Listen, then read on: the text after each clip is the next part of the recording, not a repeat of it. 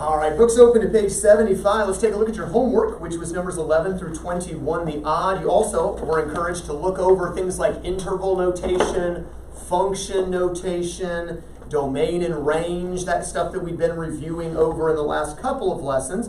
But for sake of time, we will get straight into the homework, numbers 11 through 21, the odd. And speaking of odd, we were determining whether or not functions were even, odd, or neither. Let's quickly recap. If a function is even, what will be true about f of negative x? Anyone?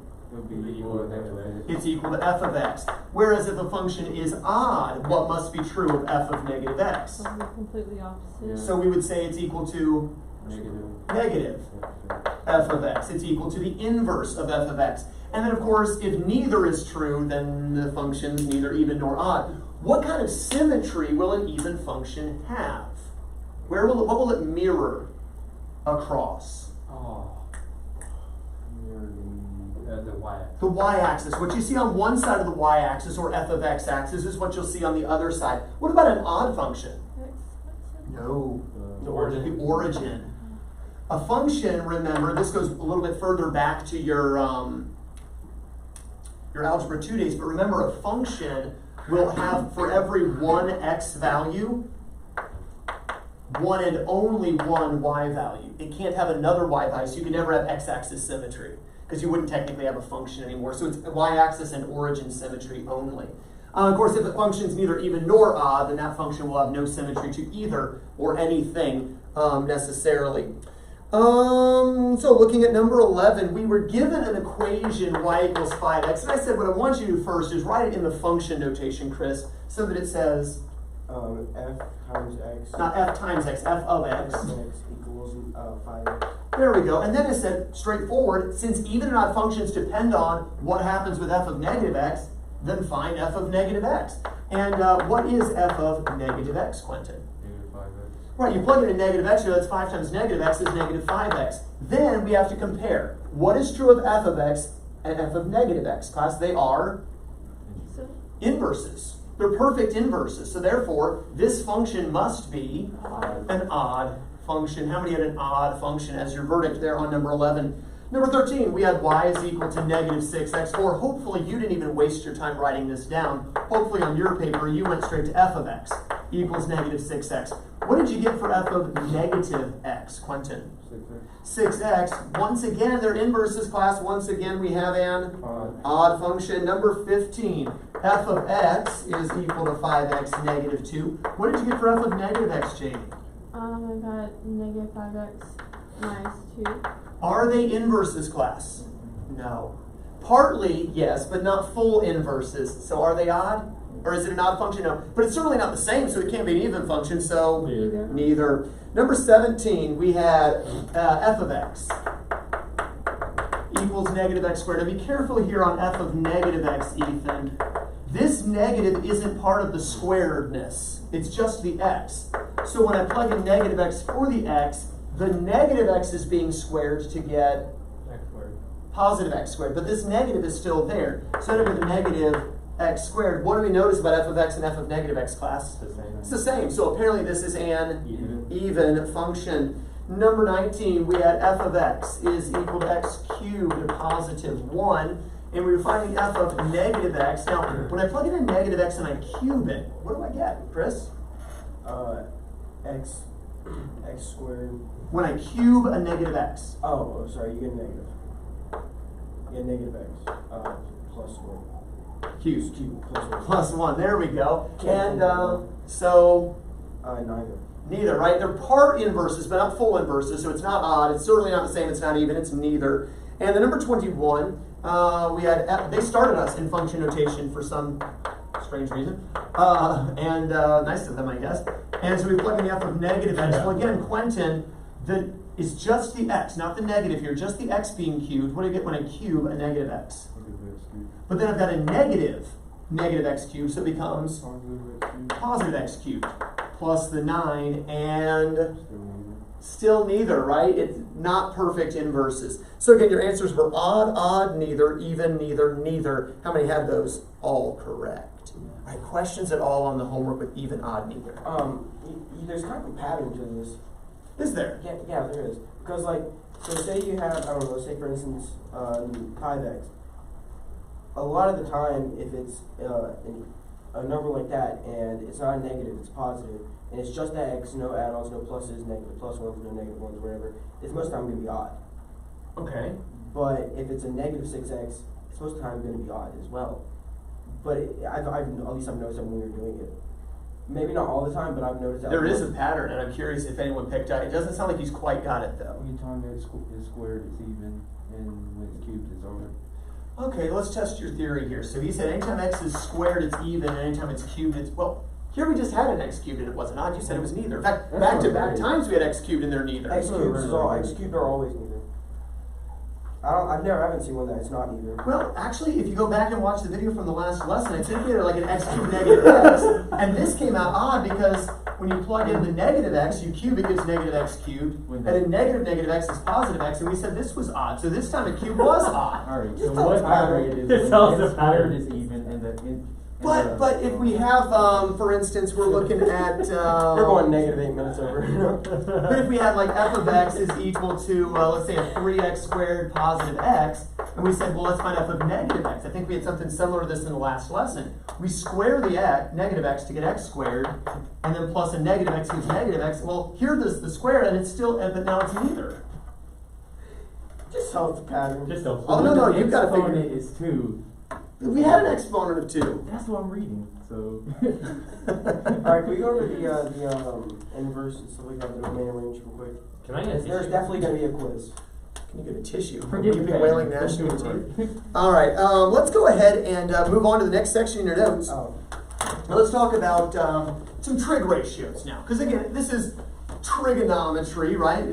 As we study pre-calculus, we're reviewing some algebra concepts, or even introducing maybe a few new algebra concepts, like this concept of even and odd functions. By the way, if you're watching on YouTube, you can certainly feel free to email in if you see the pattern with the exponents. There is something going on with the exponents, but we don't quite have it yet. But I want to give you time to figure it out before I tell you, because that's way more fun. Do you normally have students figure it out? I did 1 year, and this is my 12th year now, so very rarely do students figure it out. But hey, you know, We're the smartest bunch you've ever had. No, you haven't figured it out yet, though. One of them. We're one of your smartest bunches. All right, so I want you to get your calculators out, if you would, please. I want you to consider for a moment, take on your calculator the sine of, say, 125 degrees.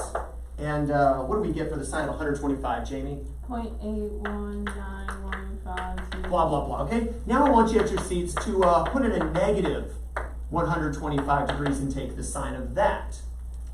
Same thing, but negative. Yeah, it comes to the exact same thing, but negative. How about this? Take the cosine of 125 degrees. Negative 0.5735, blah, blah, blah. Negative 0.572? All right. How about the cosine of negative Wait, it's negative 125? 0.573. 0.7573. Okay, I can't hear. What? You know that's wrong again. It's 0.573. 0.573. Chris. You're fired. You're fired. Go see Mr. McCall. All right, so what do we get for the cosine of negative 125? Positive. Negative. Negative 0.573? All right, that's actually what the calculator says. Are you sure? All right, how about take the, that's weird, those are weird. Let's go with more like first quadrant angles. How about the sine of 48? 0.743. 0.743, blah, blah, blah? Yeah. All right, they confirmed it. How about the sine of negative 48 degrees? Negative that. Is it? Negative that. Negative. Right, negative that. All right, okay, so take the cosine of, say, 48 degrees. 0.669. 0.669? All right, I don't trust anybody now. Yes. All right, how about the cosine of negative 48 You're like degrees? Lady Macbeth. 0.669. Also not negative? Positive 0.669? Right. All right, so let's put this in function notation. Now, let's suppose I said f of x equals the sine of x. and I said, let's find f of, let's go weird here, 231 degrees. What is f of 231 degrees? 0.777. Negative. Negative 0.777? Lucky number. All right, so what about f of negative 231 degrees? 0.7777. Point, not negative this time? No. Okay. Let's take a function of x and say f of x equals the cosine of x. And let's take f of 231 degrees. Negative 0.629. Negative 0.629, blah, blah, blah. All right, how about f of, are we trusting him? Yes. Do we get the same thing? Yes. Okay. F of negative 231 degrees. Same thing. But, yeah, Negative 0.629, blah, blah, blah. All right, so I want you to notice something. Anytime I plug in the sine of an angle, and then the sine of the negative angle, it always comes out the opposite, right? So I plug in a positive, get out a positive, plug in a negative, get out a negative. Plug in a positive, get out a positive, plug in a negative, get out a negative. Plug in a positive, get out a negative. Plug in a negative, get out a positive. But it's always going to be for f of x and f of negative x, the sign always comes out the opposite. So because you plug in a negative, it spits out the inverse. We would say that sine is an odd function. Write that in your notes. Sine is an odd function. I know we're going with this. But take a look at cosine for a minute. Plug in a positive, get a negative. Plug in a negative, still get a negative. Plug in a positive, get a positive. Plug in a negative, still get a positive. Plug in a positive, get out a negative. Plug in a negative, still get a negative. It doesn't matter whether you plug in a positive or a negative. The numbers, as long as the values are the same, plugging in f of negative x comes out to the exact same thing. So we would say that cosine is even function. Write that down. Cosine is an even function. Tangent's gonna be there. Cosine is an even function, evidently. Now let's think about why this would work. I'm going to drift over here to the chart for just a moment. So sine, if we go with a positive angle in the first quadrant, sine is positive. Same size angle negative goes in the fourth quadrant where sine is negative, right? Positive, negative, that's inverse. But if we go all the way to the second quadrant, still positive. Same angle, but rotated back here, goes into the third quadrant, sine's negative. Let's suppose we went all the way to the third quadrant, sine is negative. But if we go backward 3 quadrants, sine's, let's say we go all the way around to the fourth quadrant. Backwards 4 quadrants. Positive. It doesn't matter, right? It's always going to be the opposite. But with cosine, here positive, here positive. Here, Negative. Positive. and it's always going to work that way, isn't it, right? So we can see why, as we think of ASDC, why sine must be an odd function and why cosine must be an even function. So something to note there. I also want you to think for just a minute about the domain and range of sine and cosine. Notice I plug in random numbers, and notice the sign here is a decimal. Decimal. Positive and negative decimals. Well, think about the unit circle for just a moment.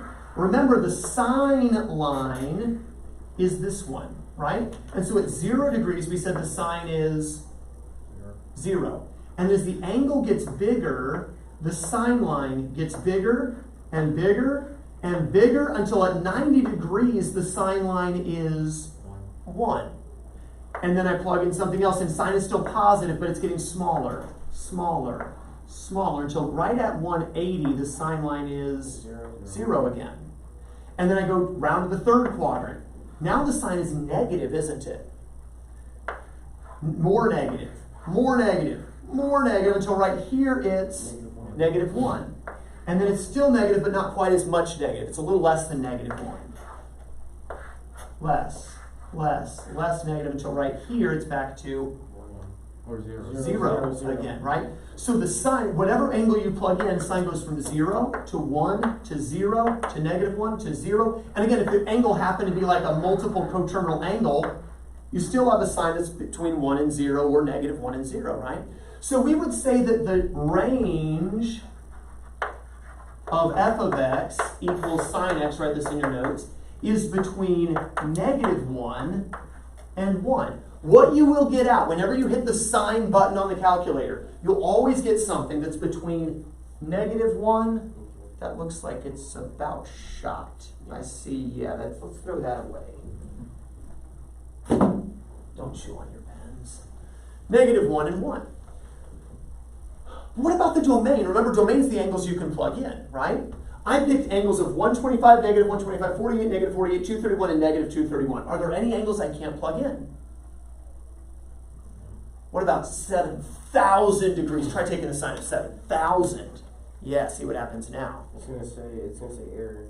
No, it's not. 0.34. It's something between 0 and, or between -1 and 1. Because again, 7,000 degrees just means the angle goes around a whole bunch of times and stops here. Okay? There's the sine. Are we ever gonna have to -0.3 you said? 0.342. 0.342. Oh, I was off. It's in the second quadrant. Anyway, I don't really know what quadrant is. I was just trying to act smart. But anyway, it just goes around a whole bunch of times, right? But you can plug in any number you want to take the sine. It just, you're restricted on what you'll get out. So we could say then that the domain of f of x equals sine x would be what, class? Or negative infinity to infinity. Negative infinity to infinity, or lazy man way of saying it, All real numbers. all real numbers. You can take the sine of anything you want, but you're only ever going to get out something between -1 and 1. Does that make sense? Let's think about the cosine. I plugged in a whole bunch of random angles for the cosine. Is there a value I couldn't take the cosine of? How about -8,764,543.21? I'll do 8 million. Plug negative though, negative that. Can you take the cosine of negative that? Yeah. Yeah. Because again, that just means now you're going backward. Whole bunch of angles. Well, you'd be And here, scratching the You'd chalkboard. be here all day. Yeah, that'd be a lot to go around, right? Because that's 360 or -360 at each turn. But you can take the cosine of anything. So we'd also say that the domain of f of x equals cosine of x is also all real numbers. The domain of f of x equals cosine x is also all real numbers. But as we consider the unit circle, let's think about what we get out when we take the cosine of our various angles. Well, again, supposing we start at 0, this is the cosine line. So the cosine, I did scratch the chalkboard. How long is the cosine line, class? 1.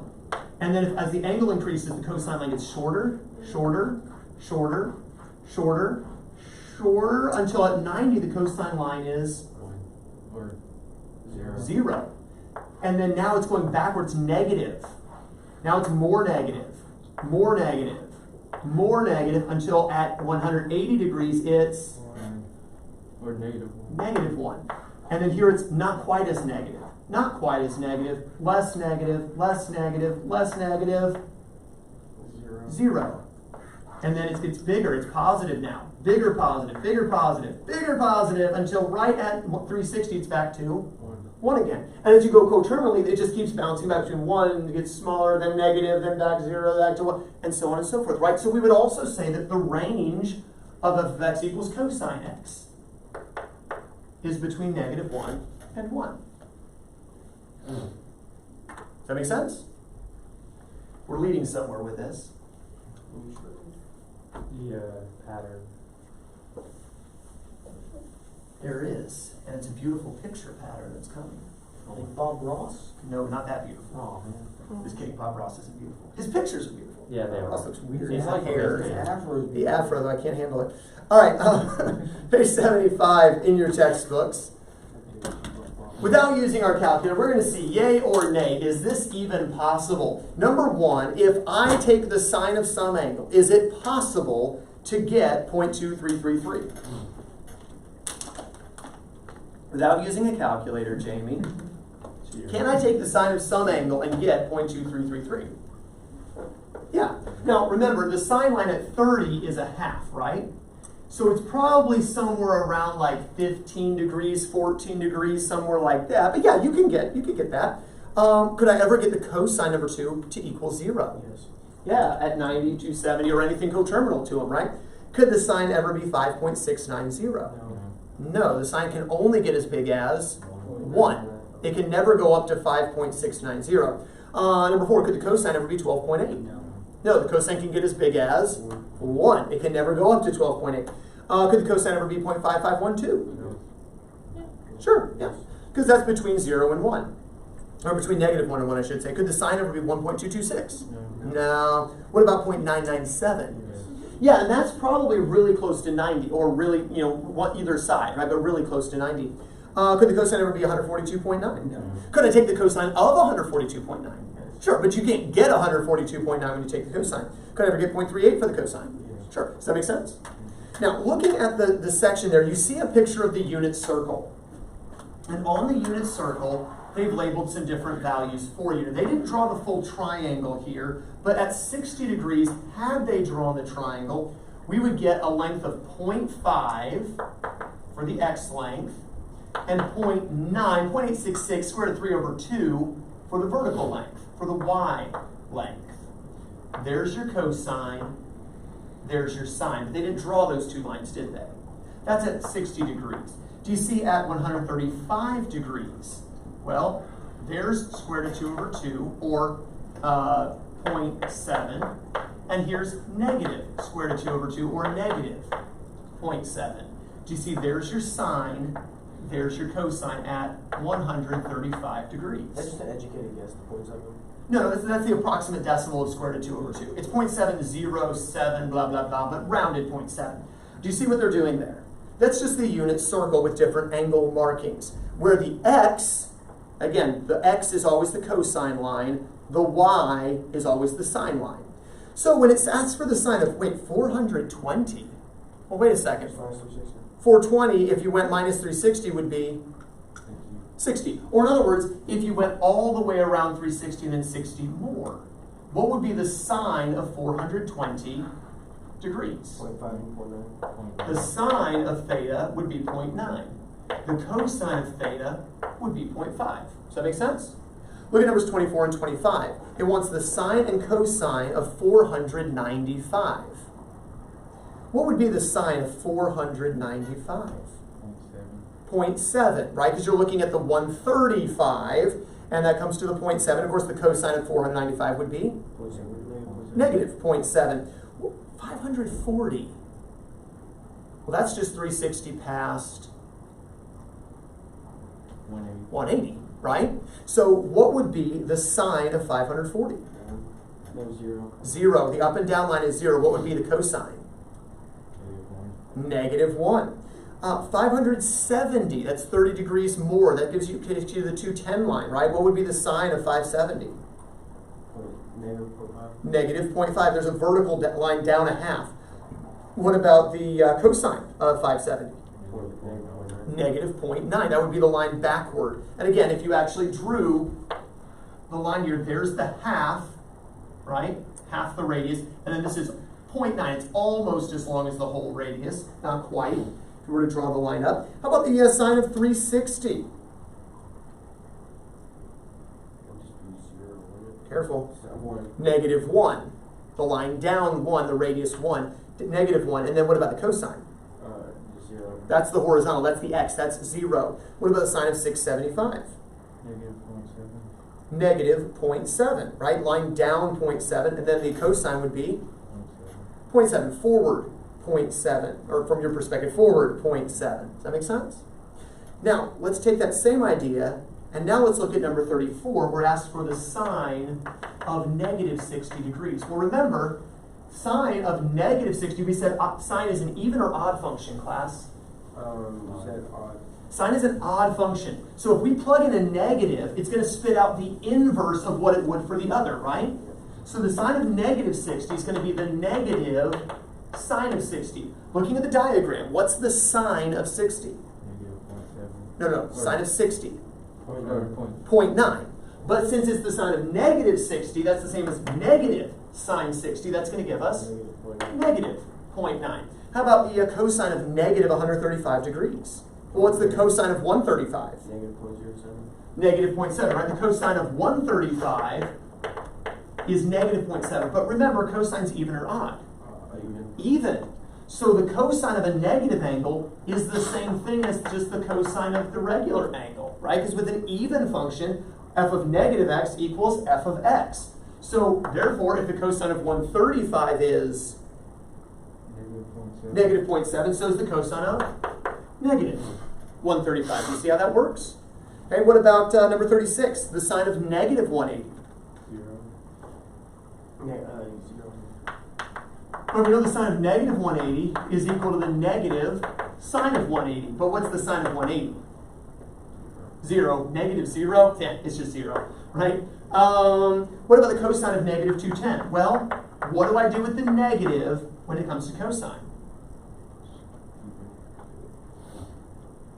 What do I do with this negative? It's as if it just vanishes, because f of negative x equals f of x. Right? An even function is as if the negative doesn't even matter with cosine.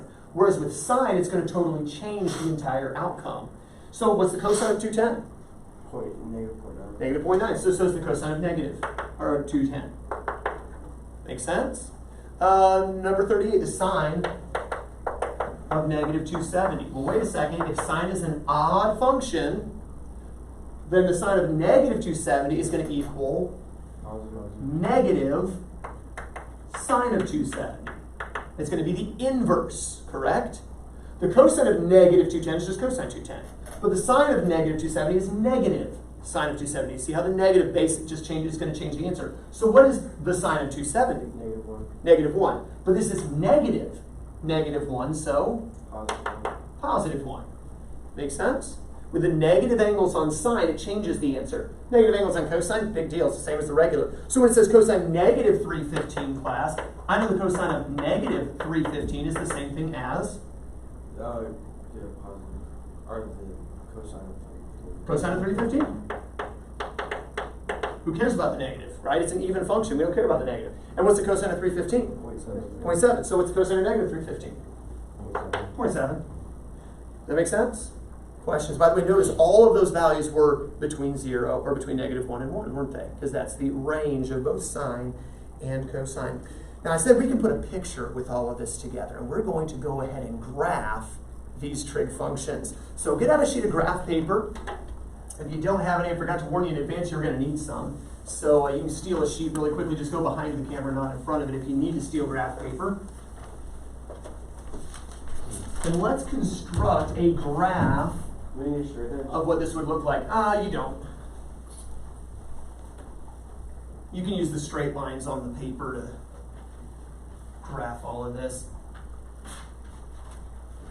All right, so first things first, degrees have units.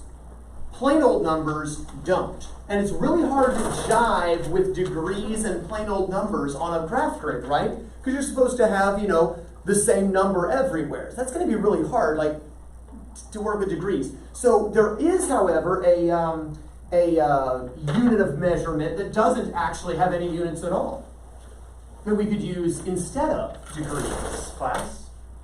Radians. And so this is another time we're going to use radians. So if I were to take this function on your graph paper, f of x equals the sine of x. Instead of working with my degrees, I'm going to want to work with radians here. So we're going to have x's, and we're going to have f of x's, or y's, right? And of course, again, all my x's are going to be in radians. So let's start with 0 degrees, but let's put it in radian form, 0 radians. All right, so let's think of the unit circle here. And we said for a 0 degree angle, what's the sine? 1, 0. 0, because this is the sine line right there, okay? The next angle we would normally go to is 30 degrees, right? But we're going to put it in radians, pi over 6. And at 30 degrees, what's the sine? 1/2. A half. The next angle we normally go with is 45 degrees, but we're going to make this pi over 4. And at 45 degrees, we said it's square root of 2 over 2, which is about 0.7. I'm going to go with 0.5. I'm going to go decimals here. We said at the next angle will be 60 degrees, right? And at 60 degrees, we said the sine line is going to be, well, what is 60 in radians, first of all? Pi over 3.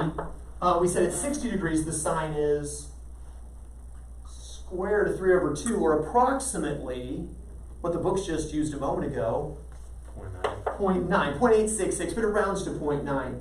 And then finally at 90 degrees, or pi over 2, we said that the sine's going to be 1. 1. Now, if I just wanted to graph that much, okay, if I just wanted to graph that much, we know this, that, well, what is pi over 2 as an actual number? Like, on your calculator, pi divided by 2, what does that come to? 1.570, blah, blah, blah. 1.57-ish, right? And ultimately, if I were to go all the way around the unit circle, 360 degrees, that would be going how far? Radiation. 2 pi, right? 2 pi would be the complete revolution, which is about what? 360. Well, it's 360 degrees, but the actual value, like on the calculator, 2 pi is equal to 6.8.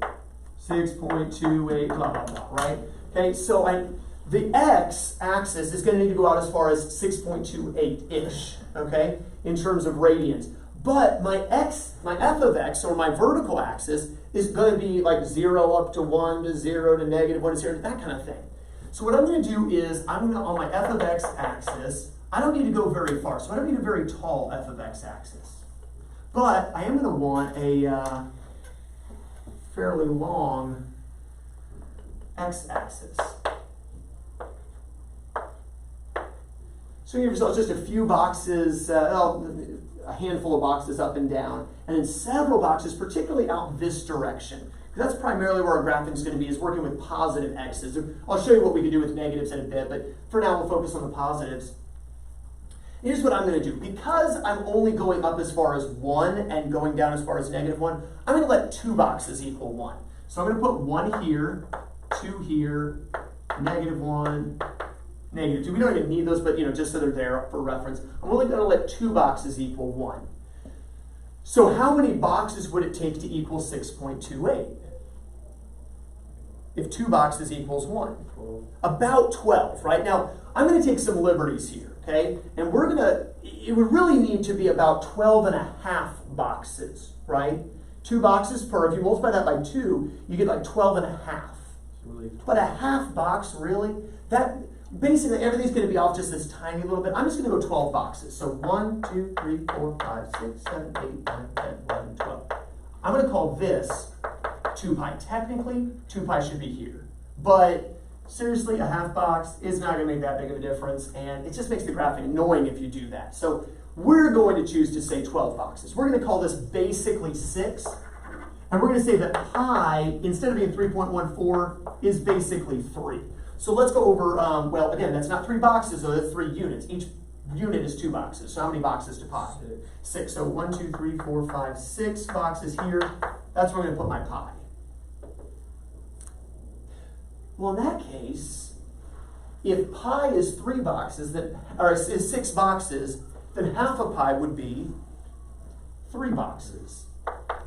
1.5, right? So here's a half, here's 1, here's 1.5. Technically it'd be like there for pi over 2, but again, that's so annoying. Let's just call it 3 boxes to pi over 2. In real math studies, are they that exact? In a real math, like a graphing program, it would be exact, but you're not going to see, like, there's going to be a negligible difference between exact graphing and our approximations. In that case, let's split the gap between pi and 2 pi and come right here at Pi over 3. 3 pi over 2. Remember, 3 halves of a pi. And this is how we're going to set up our graph for this. Is we're just going to come up here about 1 or 2 high, 1 or 2 low, then 2 boxes per. We're going to use 3 boxes to represent pi over 2, 3 more to pi, 3 more to 3 pi over 2, and then 3 more to 2 pi. Again, it's just going to be the tiniest bit off of perfect, but it's going to save our sanity. And I think sanity is worth a slight imperfection, as long as we acknowledge up front it's not quite perfect. The book uses a graphing program. If you look in your textbook at graphs, they'll show it exactly right. Ours is going to be so close, it's not really going to make a difference. So if we were to graph, we'd say that at 0 radians on the x, the answer is 0. So plot a point right there at the origin. That's where our sine graph is going to begin. And then it says pi over 6. Now that's 30 degrees. Remember, this is 90 degrees, and that's 3 boxes, right? So if 90 is 3 boxes, then 30 degrees would just be a box, right? So the first box, when you go to 0.5, now remember, 1 is 2 boxes, so 0.5 would be this first box. then pi over 4 is 45. This right here, exactly in the middle, is going to be 45 degrees, right? That's going to be like 0.7. If this is 0.5 and this is 1, it's going to be almost halfway up. So right about there. And then the next box, here's 30 degrees, here's 60 degrees, pi over 3. That's going to be at 0.9. Technically 0.866, but 0.9. It's going to be just a tiniest bit below the 1. And then at pi over 2, we're at exactly 1. And notice it's not a straight line. It starts as a kind of curve. So if we were to graph this first quadrant, you get something like that. So it's starting to curve. Let's consider if we went further. Let's go 30 degrees past. Now what's the sine line? What? Almost. This would be 1. It's just a little smaller. So the 0.9, right? Square root of 3 over 2. So with the next 30 degrees, which is the next box, pi over 6, go down to about 0.9. I'm going to skip the 45 because I'm lazy. I'm going to whole boxes here. Let's go another 30 degrees. Now what's the sine line? A half. If we went 30 degrees more, we'd be at 180. What's the sine line? 0. And notice that the graph curves and goes back down. Almost like the end of a parabola, sort of. All right, let's go to the 30 degrees further. Now what's the sine line? But it's down, so it's negative half. By the way, notice here's quadrant 1, positive. Here's quadrant 2, positive. We're now in quadrant 3 right here. We should expect negative. What if I went another 30 degrees? Now what's the sine line? A little bit less than 1. A little less than negative 1, right? Negative 0.9-ish, negative square root of 3 over 2. And if I went all the way down to 70 degrees, what's the sine line? The full radius length, but negative 1.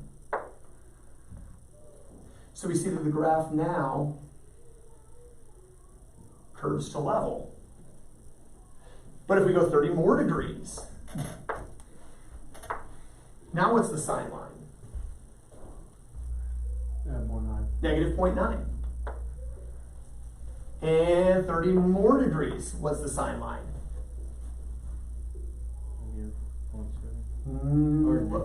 Negative a half, right? We go fit 2 of those in there, so negative a half.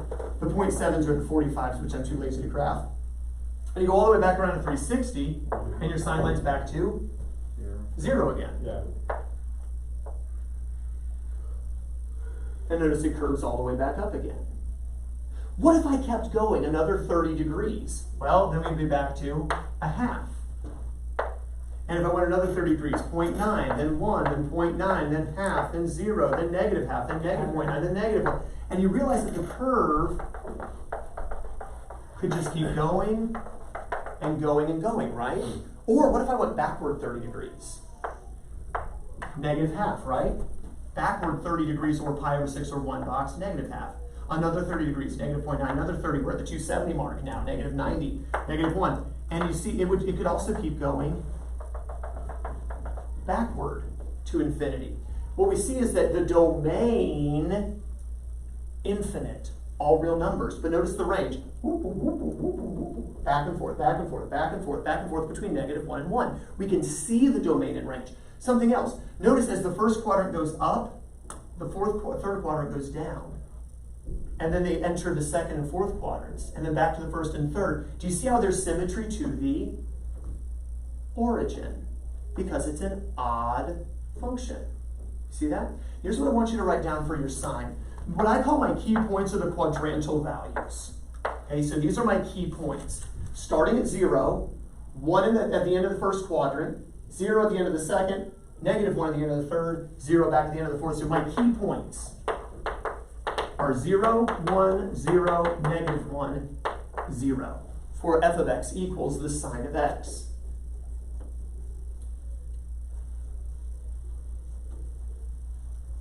All right. Let's move on now. Oh, one more thing I want to point out. Real quick, and I kind of erased part of it.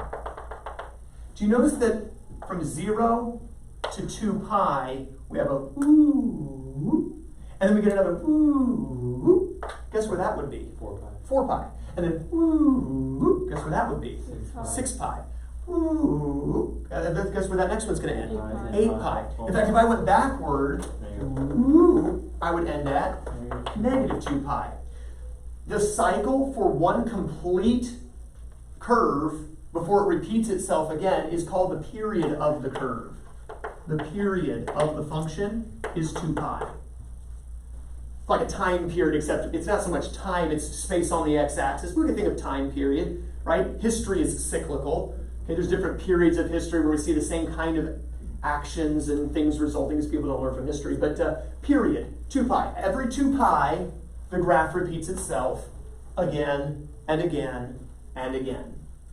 All right, that's sine of x. Let's consider the cosine of x very quickly. Another graph. So, set up another graph grid. Again, it doesn't have to be very tall, it just needs to be long, particularly in the positive x-axis. Because that's where we'll be doing most of our graphing. Don't need a lot of f of x-axis, but do need at least 12 boxes, right, in the positive x-axis. So label your 1s, negative 1s, maybe label as far as 2. 3 boxes to pi over 2, 3 more to pi, 3 more to 3 pi over 2, and then the 12th box, 3 more boxes to 2 pi, as you label the quadrantals.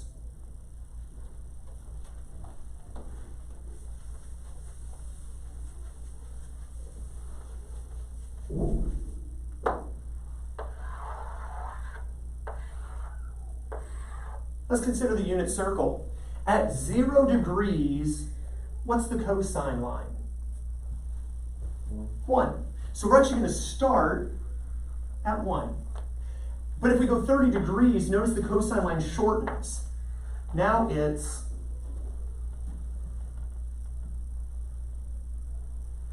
a little bit less than 1, right? We might say, Chris, Square root of 3 over 2, which is class 0.9. Okay, remember the unit circle we were just working with, 0.9-ish, right? Just a little less than 1. Let's go 30 degrees more. And now the cosine line is exactly half, 0.5. Go 30 degrees more. Now how long is the cosine line? 0, it's gone, right? Go 30 degrees more. Now what's the cosine line? But it's backward, isn't it? negative. Negative half. 30 degrees more, what's the cosine line? 0.9. Negative 1. Negative 0.9. Oh, okay. 30 degrees more. Now what's the cosine line? Negative 1. Negative 1. 30 degrees more, what's the cosine line? 0. Nope. Almost negative 1. So negative 0.9. Negative 0.9. Notice the symmetry, by the way. Let's go another 30 degrees. Now what's the cosine line? Negative 0.5. Negative half. 30 degrees more, we're at 270 now. What's the cosine line? 0. Gone. 0. All right, 30 degrees more. 0.5. Cosine line's a half. 30 degrees more, what's the cosine line? 0.9. Almost 1, it's at 0.9. And then go all the way around to 360, the cosine line's back to 1. And we realize it's going to repeat itself if we kept going. If you were to connect these,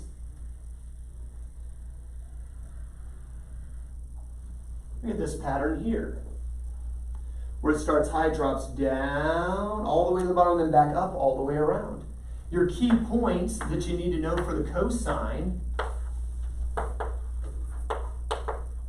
are 1, 0, negative 1, 0, 1. I guess the key points of f of x equals the cosine of x. Stay with me for just a moment through the bell. Consider for a moment if I kept going. Here I'd get to 4 pi. Then back up again, 6 pi.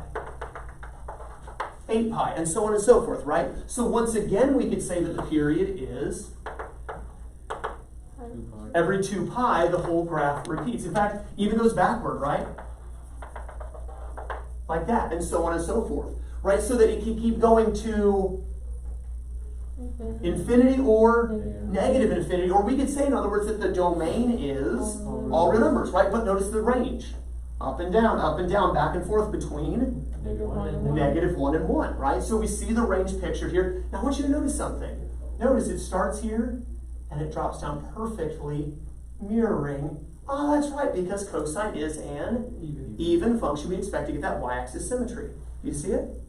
You're not going to be tested on this yet, but you do have a quiz coming, Chris. It wasn't today, it's coming up tomorrow, over pages 70 to 74. No written homework, but you better study. No written homework, but you better study the notes, that handout that I gave you last time, pages 70 to 74, and of course your notes. For a quiz tomorrow, your exam is coming up in lesson 44, that's on Tuesday. Lesson 44, that is on Tuesday of next week. All right, have a wonderful rest of your day, and you are dismissed.